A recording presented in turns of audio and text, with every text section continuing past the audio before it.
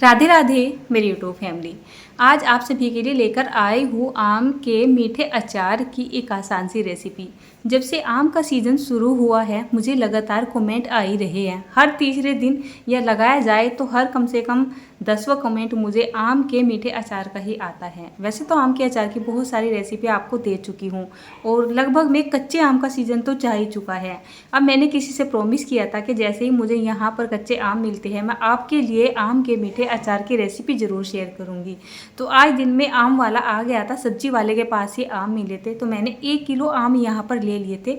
मेरे पास अचार बहुत सारा रखा हुआ है बना हुआ, मुझे वैसे ज़्यादा अचार की ज़रूरत नहीं थी तो इसी वजह से मैंने यहाँ पर 1 किलो आम लिए थे। मतलब मीठा अचार की रेसिपी आपको दे देती हूँ। तो जैसे ये 1 किलो के जितने आम हैं, आजकल के आम बहुत ज़्यादा कच्चे नहीं हैं, अंदर से ऑटोमेटिक ये पीले से हो रहे हैं यानी कि पकने वाली कंडीशन में आ रहे हैं। पर मीठा अचार इन आम का भी अच्छा सा रूह जाता है और वैसे भी मेरे हाथ का तो अचार मैं कैसा भी डालूँ पता नहीं क्यों ख़राब नहीं होता है, सही रहता है। तो मुझे तो इतना कॉन्फिडेंस सा हो गया है कि कैसे भी आम का अचार का या किसी भी तरीके का अचार मैं बना लूँ मेरे हाथ से ख़राब नहीं होता है। आजकल के जो आम आते हैं ना, इनके ऊपर इस तरीके से काले काले से धब्बे या पता नहीं क्या चिक्कड़ सा चढ़ा होता है। इन आम को या तो आप 1-2 घंटे के लिए पानी में डाल के छोड़ दो ताकि अच्छे से फूल जाए और फिर इनको रगड़ रगड़ के आप साफ़ कर लो। नहीं तो अगर आप जल्दबाजी में हो जैसे कि मैं हूँ तो इनको हमें क्या करना है, चाकू से इस तरीके से रगड़ देना है। मतलब थोड़ी सी देर के लिए तो इनको पानी में छोड़ देना है, ये जल्दी से फूल जाएगा और फिर चाकू से इनको रगड़ के बिल्कुल साफ़ कर लेना है। कितनी बार बाहर से हम कटे हुए आम लेके आ जाते हैं, मुझे बिल्कुल भी बाहर के कटे हुए आम पसंद नहीं है। वहाँ पर कोई साफ़ सफाई का खास ध्यान नहीं रखा जाता है, इनको ऐसे ही काट दिया जाता है।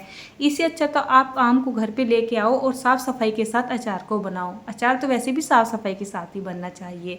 यहाँ पर मैंने सारे आम को रगड़ रगड़ के जो है मतलब साफ़ कर लिया और पानी आप देख ही सकते हैं कितना गंदा पानी है ये। चलिए इसको फेंक देते हैं और यहाँ पर ले लेते हैं साफ़ पानी। एक बार फिर से ये आम धो लेंगे क्योंकि मैंने इनको एक ही बार धोया था, तो एक बार फिर से इनको रगड़ के धो लेते हैं और किसी जाली वगैरह पर या किसी भी कॉटन वगैरह के कपड़े पे निकाल लेते हैं। अब हमें इनका मॉइस्चर सुखाना है, तो जितना हो सके अचार बनाने से पहले चाहे आम हो चाहे आपकी कोई भी मिक्स वेज हो या फिर कोई भी वेज हो, मतलब कि जिसका आप अचार बना रहे हो उसमें साफ़ सफाई रखना और उसमें मॉइस्चर ना रहे, ये सब कुछ ज़रूरी होता है। मतलब अचार बनाने के कुछ खास पॉइंट होते हैं जो हमें स्टार्टिंग से ही लेके चलने होते हैं। पानी के अंदर से आम को निकाल के मैंने रख दिया था और 20 से 25 मिनट के लिए मैंने इनको वैसे ही रहने दिया है। उसके बाद इनकी कटिंग आ जाती है।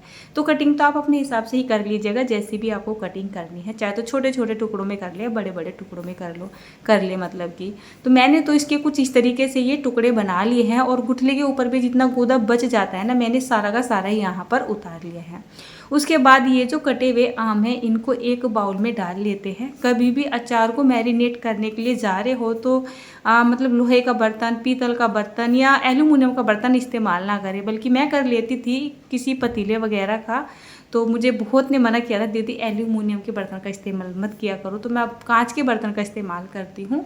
इसमें मैंने कोई ऐसा डाल दिया है 50 ग्राम के जितना नमक। जैसे मेरा 1 किलो आम था, 1 किलो आम के ऊपर से जितना दल ये उतरा है उतर गया है, इसमें मैंने 50 ग्राम के जितना नमक डाल दिया है। उसको कवर करके मैंने 1 रात के लिए छोड़ दिया था। तो रात के करीब 9 बजे मैंने ये काम किया था, यानी इनको चराया था और अब सुबह का टाइम हो रहा है करीब 9 बजे का ही, 8:30 का या 9 बजे का टाइम हो रहा है। तो जो आम है ना हमारे अचार बनाने के लिए तैयार हो चुके हैं। अब हमें क्या करना है, इन आम को किसी भी जाली पे उतार लेना है। जितना भी इनका मॉइस्चर है ना उसको हम एक साइड में रखेंगे और ये जो आम है इसको हम एक साइड में रखेंगे। तो जैसे मैं इनको जाली पे उतारती जा रही हूँ और आप पीछे वाले बाउल में देख ही सकते हैं, इसके नीचे बहुत सारा जो है मॉइस्चर का पानी हो जाता है। इसको आँच का पानी बोला जाता है। इसको हमें फेंकना नहीं है, बहुत संभाल के रखना है, इसके बिना ये अचार नहीं बनेगा। तो चलिए अब चलते हैं कहीं धूप वाली जगह या फिर हवा वाली जगह।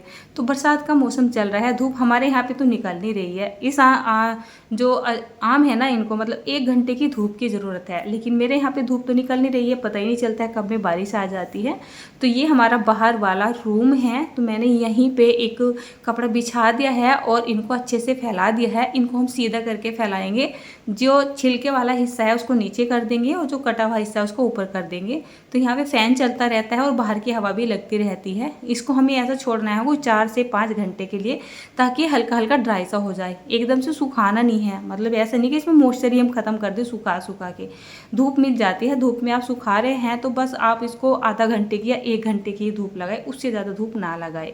तो चलिए मैंने क्या किया था, जैसे इसको कल छोड़ दिया था तो कल मुझे बिल्कुल भी टाइम नहीं मिला था, तो ये पूरी रात के लिए भी फैला रहा, क्योंकि आजकल जो एनवायरनमेंट है उसमें अच्छा खासा ना मॉइस्चर हो रहा है, चीज़ें सूखती रही हैं।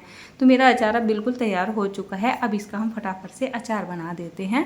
तो यहाँ पर मैं पैन लेके आ गई हूँ और सिंपली मैं तेल लेके आ गई हूँ। मैं आपको बता दूँ, आज मेरे पास सरसों का तेल ख़त्म हो रहा है। वैसे अचार में मैं सरसों का तेल ही डालने वाली थी, लेकिन हम यहाँ पर करीब 2 टेबल स्पून के जितना कोई सा भी तेल जो भी आपके पास हो, रिफाइंड को छोड़ के आप कोई सा भी तेल ले सकते हैं, भले मूँगफली का हो या आपके पास जैसे नॉर्मली आते हैं ना कुकिंग के लिए आते हैं हमारे जैतून वगैरह के तेल, वो ले सकते हैं। उसको मैंने गर्म करने के लिए रख दिया है। एक मिक्सी के जार में 2 चम्मच के जितना साबुत धनिया डाला है, 2 चम्मच के जितना मैंने सौंफ डाल दिया है, 2-3 मैंने यहाँ पर लाल मिर्च डाल दिया है और करीब आधा चम्मच के जितना डाल दी है अजवाइन, आधा चम्मच के जितनी डाल देते हैं हम काली मिर्च, और यहाँ पर 5-7 लौंग भी डाल देंगे, थोड़ा सा पीपली डाल देंगे। साथ में हम यहाँ पे डालेंगे थोड़े से जावित्री की पत्तियाँ और एक डाल देते हैं हम यहाँ पर जो अपना चक्र फूल, ठीक है ना। उसके बाद हमें क्या करना है, इन मसालों को थोड़ा सा दरदरा सा टेक्सचर में पीस लेना है। इस अचार में गरम मसाले ही जाते हैं। कोई कोई इस अचार को कोई कोई बिना तेल के भी बनाता है, लेकिन मैं जानबूझ के यहाँ पर थोड़ा सा तेल डालती हूँ कि कहीं अचार ख़राब ना हो जाए। ये मसाले पीसने के बाद बेसिकली यहाँ पर बहुत ही हल्के हल्के से हल्दी, नमक और मिर्च डाल देंगे। मिर्च और नमक अगर आपको कम भी लगता है ना तब बाद में भी डाल सकते हैं। और जब तेल हमारा बहुत ही अच्छे से खोलने लगेगा, एकदम खोलता हुआ तेल हम यहाँ पर डाल देंगे। मैंने खोलता हुआ तेल यहाँ पर इसलिए डाला है क्योंकि मैंने मसालों में जो हम सुखाते हैं ना गैस के ऊपर रख के या फिर नॉर्मली हम धूप में सुखाते हैं, मैंने वो प्रोसेस नहीं किया था। तो मैंने यहाँ पर जैसे गरम गरम तेल डाला है ना, तो अगर हमारे मसालों में थोड़ा बहुत मॉइस्चर होगा तो वो अपने आप से ही पक जाएगा, यानी कि सूख जाएगा। इसको अच्छे से मिक्स कर लिया है। ये है वो पानी जिसको आँच का पानी बोला जाता है, जो आम के नीचे से निकला था, ठीक है ना। तो उसको हम यहाँ पे डाल देते हैं और इसको अच्छे से मिक्स कर देते हैं। कितनी बार मुझे कमेंट आ जाते हैं जब भी मैं अचार बनाती हूँ, आम के अचार में ये पानी ज़रूर से डालती हूँ, तो आप बोलते हो दीदी आपने पानी कैसा डाला है। इसको आँच का पानी बोला जाता है। जो आम का मॉइस्चर रिलीज होता है उसको हमें संभाल के रखना चाहिए। इसको अचार में ज़रूर से डालना चाहिए। इसके बिना आपका अचार गलेगा नहीं, यानी कि तैयार नहीं होगा। अब जैसे यहाँ पर 1 किलो के जितने आम थे, मैंने यहाँ पर चीनी का इस्तेमाल कर लिया है। आप चाहे तो यहाँ पर गुड़ का इस्तेमाल भी कर सकते हैं। बस गुड़ से इसका कलर बहुत ज़्यादा डार्क सा हो जाता है और मैं आज चाह रही थी कि थोड़ा हल्का सा कलर आए, तो करीब मैंने 200 ग्राम की जितनी चीनी यहाँ पर डाल दी है। 1 किलो आम के अचार में 200 से 250 ग्राम की जितनी चीनी चली जाएगी। बाकी अगर आपको मीठा कम लग रहा है या आम ज़्यादा खट्टे हैं तो आप बाद में भी थोड़ा बहुत मीठा डाल सकते हैं। इसको मिला देने के बाद हमें यहाँ पर ये जो है कटे हुए आम डाल देने हैं और इसको अच्छे से मिक्स कर देना है। अब नॉर्मली बहुत सारे अचार हमारे ऐसे होते हैं कि ऐसे बनते कि साथ ही 1 रात के लिए छोड़ दो तो वो एकदम से तैयार हो जाते हैं। इस अचार के साथ ऐसा नहीं है। इसको आप कम से कम 5 से 7 या 8 दिन के लिए छोड़ोगे तब ये खाने के लिए तैयार होता है, क्योंकि यहाँ पर चीनी भी धीरे धीरे से घुलेगी और जो ये आम है ना ये भी हमारे धीरे धीरे से ही पक के तैयार होंगे खाने के लिए। अगर मेरे जैसा हाल है तो आप कल को ही खाना शुरू कर दो, क्योंकि टेस्ट तो देखना ही पड़ता है ना। तो चलिए मैंने इसको बहुत ही अच्छे तरीके से मिक्स कर दिया है। अब जैसे जैसे ये अचार 5-7 दिन के लिए रखा रहेगा, ऑटोमेटिक इसमें मॉइस्चर रिलीज होता चला जाएगा, अचार का कलर बदलता चला जाएगा और ऑटोमेटिक जितने आम है ना ये ऑटोमेटिक ही तेल पानी के अंदर डूब जाएंगे। इसको आप 4 से 5 दिन की अगर हल्की हल्की भी धूप निकलती है ना तो डेली के डेली 1 से 2 घंटे की धूप दिखा लो और धूप दिखा के रात के टाइम में वापस से रख लो। इसको पूरी तरीके से कम हम 5 दिन के बाद ही स्टोर करेंगे। तो मीठा अचार बनकर तैयार हो चुका है। और यहाँ पर देख सकते हैं आप, मैंने इसको अब 1 रात के लिए ही छोड़ा था, तो इसका टेक्सचर मैं आपको सुबह के टाइम में दिखा रही हूँ। जैसे मैंने इसको रात में भर के रख दिया था, अब सुबह के करीब 10 बजे का ही टाइम हो रहा है, तो इसमें काफ़ी सारा जो है मॉइस्चर आ चुका है। इसका कलर भी चेंज हो रहा है। इसका मतलब ये है आप इस टाइम पर इसको भर के रख सकते हो। वैसे भी ऐसा आ रहा है, इसका बहुत ज़्यादा हमें ध्यान रखना पड़ेगा, ऐसा ना हो इसमें गंदे हाथ लग जाए, पानी वानी के हाथ लग जाए। तो आपको क्या करना है, इस अचार को किसी भी कांच के जार में भर के रख देना है। और अगर धूप निकली है ना तो आप इसको रोज़ 1-1 2-2 घंटे की ना धूप लगाते रहे, और नहीं निकल रही है तो उसका थोड़ा ध्यान ऐसा रखिए कि जैसे ये अचार का डब्बा है इसको ना हिलाते रहे, नीचे का अचार ऊपर करते रहे और ऊपर का अचार नीचे करते रहे, और बस इसको 4 से 5 6-7 दिन रख के आप इसको फिर खाना स्टार्ट कर सकते हो।